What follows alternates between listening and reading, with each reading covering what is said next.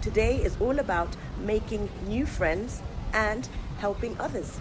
Now, I'm sure you've all seen today this Nana Gecaga challenge that Jalangu had started, and I want to give a big shout out to you, Jalangu. In Kenya, power is rarely accidental. It's inherited, strategic, and often protected behind family names, marriages, and carefully managed silence. Today we unpack the Kenyatta-Gecaga Dynasty, the marriages that shaped it, the women who carried it, and the controversies that briefly pushed it into public view.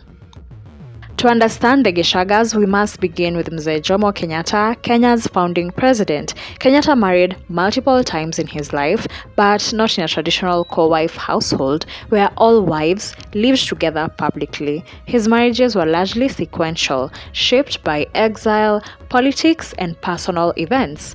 This detail matters as we go along our story. Wife 1, Grace Wahu Kenyatta. Grace Wahu is widely cited as one of Kenyatta's early wives in Kenya during his pre-exile years, long before he became a nationalist leader. This marriage belongs to his early life, not the political dynasty era. Wife number 2, Edna Clark. While in England, Kenyatta married Edna Clark and they had a son, Peter Magana. When Kenyatta returned to Kenya permanently, Edna and Peter remained abroad. This marriage marked the end of his diaspora chapter and the beginning of his Kenyan political ascent. Wife number 3, Grace Wanjiku. Now, this is the pivotal union.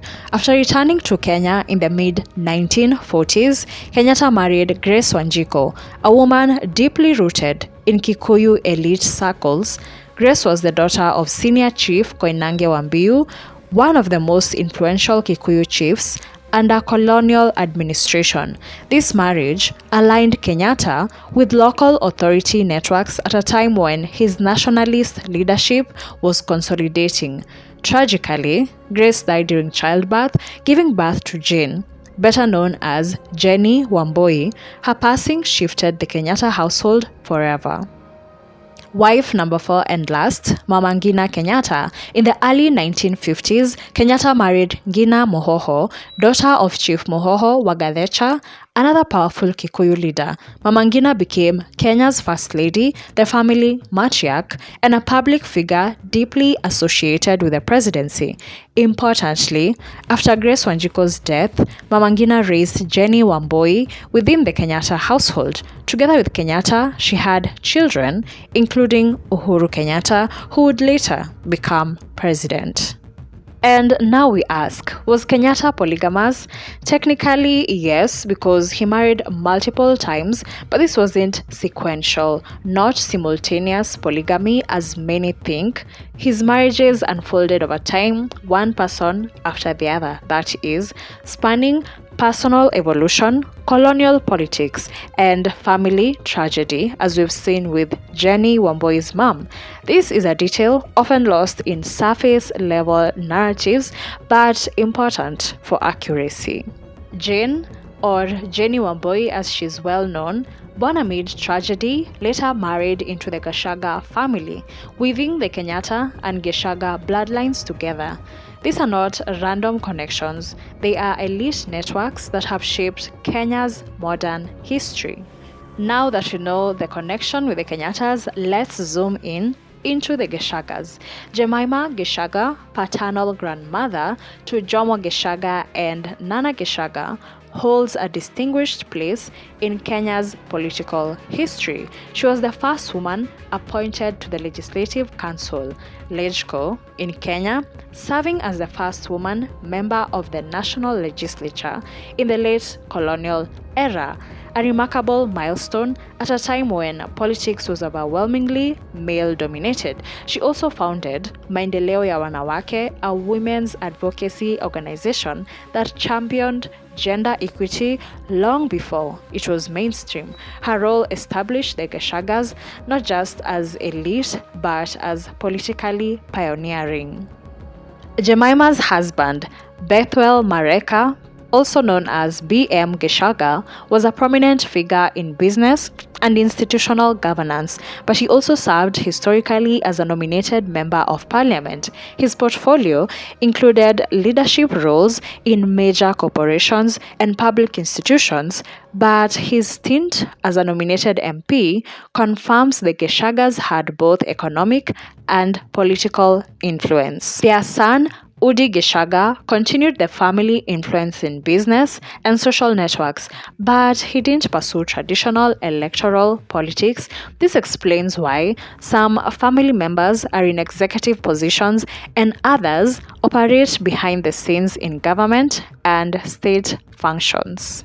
Among Udi's children is Nana Gecaga, a corporate executive and former CEO of the Kenyatta International Convention Center, KICC. I mean, KICC now is a building, iconic building that's been around for over 40 years.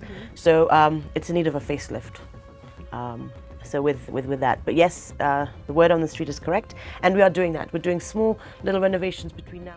In contrast to the silence expected of her circle, Nana has publicly shared her journey of overcoming alcoholism, regularly marking her years of sobriety online and crediting recovery with transforming her life. This is a rare moment of candid visibility in a family accustomed to discretion. Among the Gecaga children is Soya Gecaga. She's involved in legal and philanthropic work, maintaining the family's tradition of impactful public involvement. And now on to the Gecaga who's known in gossip circles and mostly online, Jomo Gecaga. He grew up inside this elite network, close to both corporate and political power, but for years kept a relatively low profile that changed when his personal life became a topic of public reporting. One of the most reported episodes involved Anne Kiguta, a respected journalist. In their child support dispute, Anne sought substantial maintenance payments, including a proposed lump sum arrangement of about 400 million Kenya shillings. Jomo responded publicly through the courts. He argued that Anne Kiguta was financially capable, that she was an established journalist, and therefore capable of providing for their children. He sought joint responsibility rather than one-sided demands. Shortly after this case drew public interest, efforts were made to restrict media coverage, pushing the custody dispute out of the spotlight. It's publicly reported that Jomo has children with Valentine Njoroge, a journalist considered his first baby mama, Anne Kiguta, with whom he shares twins, and later with Lola Hannigan, 3 children, as of late 2025. In total, Jomo is acknowledged as father to 6 children from various relationships. Before becoming part of the Gecaga family, Lola Obisa Hannigan had her own career. She worked as a model and TV host, also had a stint in acting on popular series like Mali early in her career. What's up guys? Of course you are tuned into Yolo Kamakawa with your host Lola Hannigan. Early in her career, she and Jomo's relationship became public around 2029 to 2020, culminating in their private wedding in December 2025, attended by former President Uhuru Kenyatta, Mama Ngina, and publicly congratulated by President William Ruto on social media. This event marked a new chapter in their family life. When you zoom out, a pattern emerges. This dynasty wasn't built on noise, it was built on elite networks, strategic unions, quiet influence, and knowing when to retreat from public chaos.